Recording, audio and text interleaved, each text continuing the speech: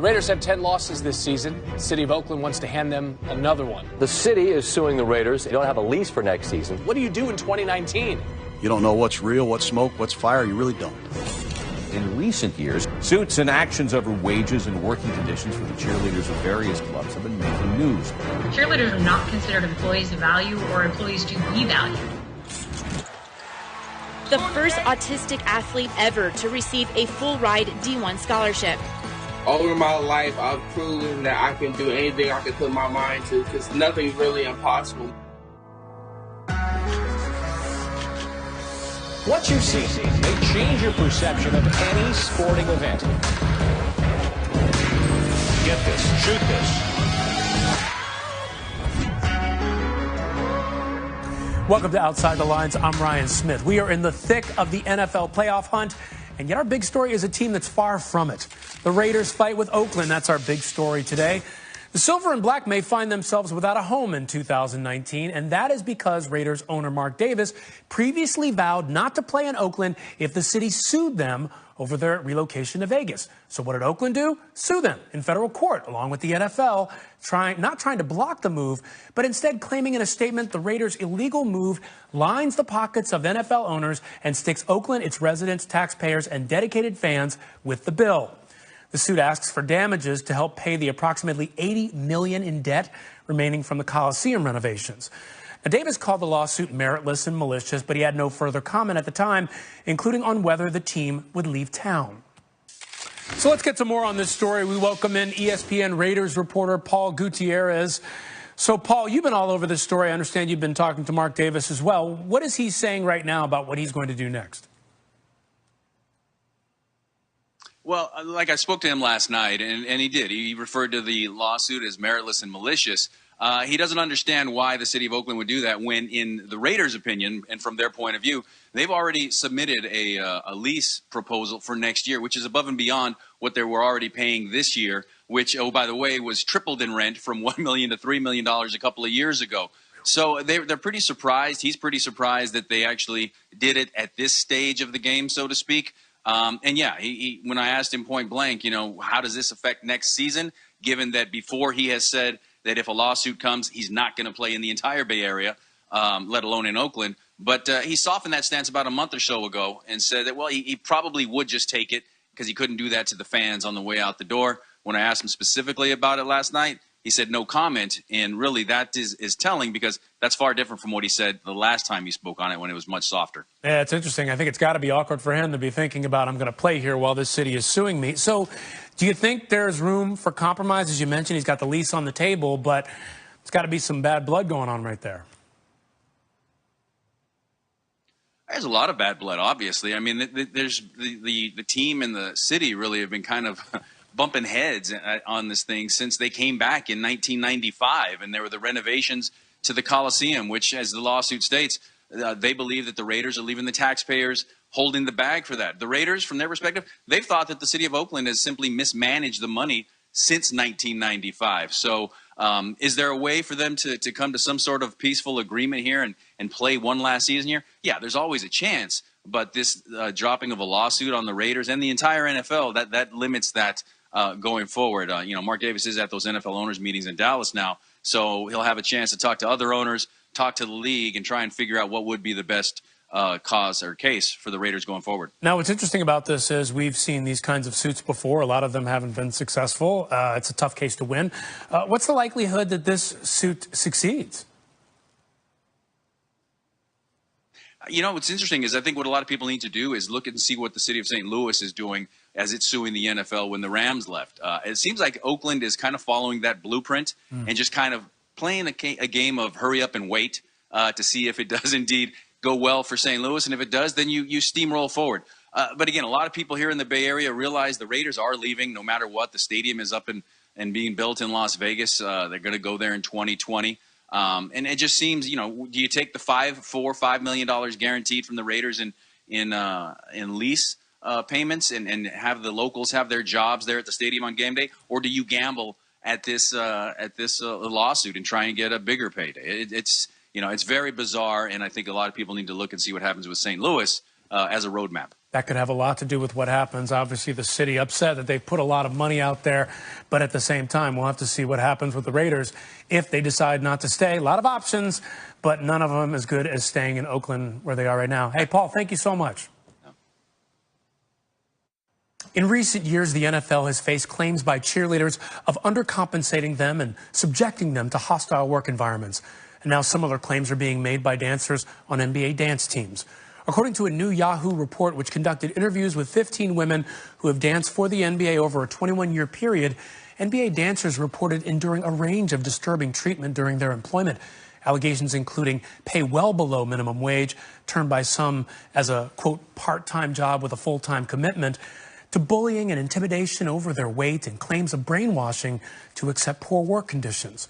Now, for a deeper look into this, the writer of that article, Abby Haglage, is here with us now. And Abby, what are some of the main takeaways that you found in your reporting? Thanks so much for having me. I think that 2018 has brought to the surface a lot of working conditions for women that are really unfair, and the NBA is no exception, unfortunately, for dancers. We spoke with 15 dancers over the course of multiple decades, and many of them described extremely low pay, strict body limitations that led to eating disorders or dangerous measures such as laxatives, as well as sort of a culture of being conditioned to think that this is normal, to feel lucky to be there and to still be grateful despite having to work 3 jobs to make ends meet, which is just unacceptable. So when you talk about that kind of treatment, did you reach out to some of these teams that these dancers worked for, and what was their response? Absolutely. I reached out to all 14 teams that were involved in the piece. You know, I spoke with almost all of them at length on the phone. The records that the statements that they made on the record were sort of watered down, in my opinion. They like to talk about how the dancers were, you know, valued members of the team and how they were treated fairly, but there wasn't a lot to counteract the narrative that I was receiving from the women who bravely came forward and spoke about what's actually going on. In your opinion, talking to the women, what fuels some of these demands that these women had to endure on these dance teams? What is it behind all of this that the people who put these demands to these women were insisting on? What did they want to see? That's a great question. I think a lot of what fuels it is just secrecy. You know, the NFL dancers, the NFL cheerleaders, those stories coming out has really opened the door to some lawsuits and to some other negotiations in terms of getting better treatment. And I think that's just yet to happen in the NBA. Some of them discussed how this culture of NBA dancing was created by men, which it does date back to the 1970s and the Lakers. And there don't seem to be enough people involved who really know what's going on and who are saying, you know, this doesn't make sense. Women can be normal sized and dance. Women can have a dream dancing job and also be making enough to make ends meet. Now, I have to ask, was there a sense of these women, did they feel like they could complain? Did they feel like there was someone they could go to share some of what they were going through? Unfortunately, no. I mean, that was across the board. I think no one felt comfortable speaking up. A thing that they were told again and again is sort of, if you don't like these conditions, you can leave. You know, you were a part of tryouts. There were hundreds of other women who wanted to be a part of this team. And, you know, that's really used against them. It's a kind of a cruel twist of fate that the fact that they're the best of the best in a really competitive environment ends up being a potential way to keep them there and sort of control them in a way that's really troubling. Did these women give you a sense of what the NBA needs to change, what they need to do differently to value these women and their contribution to the team? Yeah, I think a lot of the women who spoke with me really frankly wanted some transparency that you see in this article and wanted the discussions that we're having right now to happen, to say these are valued members of the league, yes, but let's treat them as such. So you know, raising their salaries even minimally would, I think, be a drop in the bucket for these teams. As of 2018, all 30 teams are worth over $1 billion. You know, and we're talking about women who were making $3 to $4 an hour. And so even just small amounts of raises for each woman would be huge, as well as loosening these body standards that I think are largely outdated and don't really reflect the way that women see themselves today. And when you talk about salary, I know there's been some legislation passed in California to raise certain salaries. That's been an issue there, but still a lot needs to be done. Abby, thank you so much. Terrific reporting. You can find her article on Yahoo Lifestyle. Terrific job. And now we turn to our guest right now. Former Milwaukee Bucks dancer Lauren Harrington joins us to share her story. She was a part of Abby's article. And Lauren, so good to have you with us. What were some of the things you had to endure when you danced for the Milwaukee Bucks? The number one thing that I noticed was just that they love to control us. They made an image for us, and we had to maintain that the entire year. And we're the ambassadors of the entire team. Maybe if the players aren't out in the community, we're the faces of the team that is out in the community, taking part in events and getting people to the games, yet we're not valued as that to the team. Of course, you know, we're not to the level of the basketball players, and we understand that, and that's not what myself and the other dancers are trying to fight for.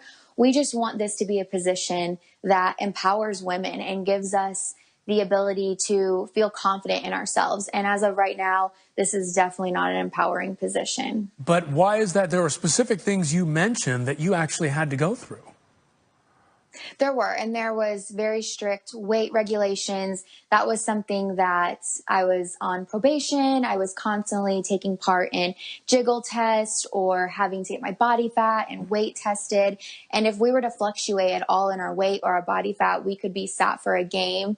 We were also held to very high standards when it came to being around the players themselves. A lot of people are under the perception that we communicate with them and that we're close, if not in relationships with them, but that is the complete opposite. If we are out in public, even at a grocery store or at the gym or even a bar, and we see one of these players, we are to immediately drop everything and walk out. We are not allowed to make eye contact with them. If we saw them in the hallway, we were to put our heads down and not acknowledge that they were even there. So it's just kind of such a discriminating almost position that they put us in, and they love to control that aspect. And I understand that some of these harsh conditions included at one point, they made you go to a closet. Can you talk to me about that? Yes, it was a fitness closet at the gym. It held, cleaning materials and radios and fitness equipment. It was still a very small closet though. And sometimes my coach would make me sit in there and say, okay, you have 10 to 15 minutes to think about what you're going to be able to do to lose the weight by the next game. And the last thing that I wanted to do was sit in there and think about that. I was absolutely mortified that she did that in front of all of my teammates and thought that that was going to help me if I was put in timeout almost. Unbelievable. I mean, I can't imagine you going through that. Did you ever have a chance to share these complaints with someone? No, we were not allowed to speak to anyone besides our coach. We were not even allowed to speak with the director of all of the events that go on in the stadium. We were only allowed to speak to our coach. And if we were to even send an email or try to call somebody, we would immediately have consequences. Part of the thought around this, with what you went through, I just can't imagine how tough that must have been for you. But then I'm sure people are going to ask questions, okay, if it was that kind of situation, what would make you want to stay in that job? Right. And that was a very tough decision that I kind of internally dealt with all year. Was it worth it to quit and move back home, or was it worth fighting for something that I was so passionate about and something that I'd worked my whole life for? And I was kind of to the point that if I quit, I felt like they were defeating me. But if I stuck it out and I fought for what I believed in, that I wasn't letting them beat me and I wasn't going to let them bring me down. So that's why I stayed, and that's why I stuck it out, because I wanted to prove to myself and to other women that if this is your dream, you need to live it out and you need to pursue it. But you don't need to let them win at the same time and just give in to everything that they think. So what needs to change right now in the NBA based on what you've seen for women who want to dance right now? I think kind of what Abby said is a great point. I think just taking acknowledgement that they may have not been valuing the cheerleaders or the dancers as much as they should have. These teams always have this statement, oh, we value them very much, but there's nothing to reflect that. If they give us a t-shirt or a pair of tennis shoes or a bag, we're supposed to value that as, you know, monetary value. But at the end of the day, I think that them just giving a little bit more in the salary, I mean, at least minimum wage, that's a federal regulation.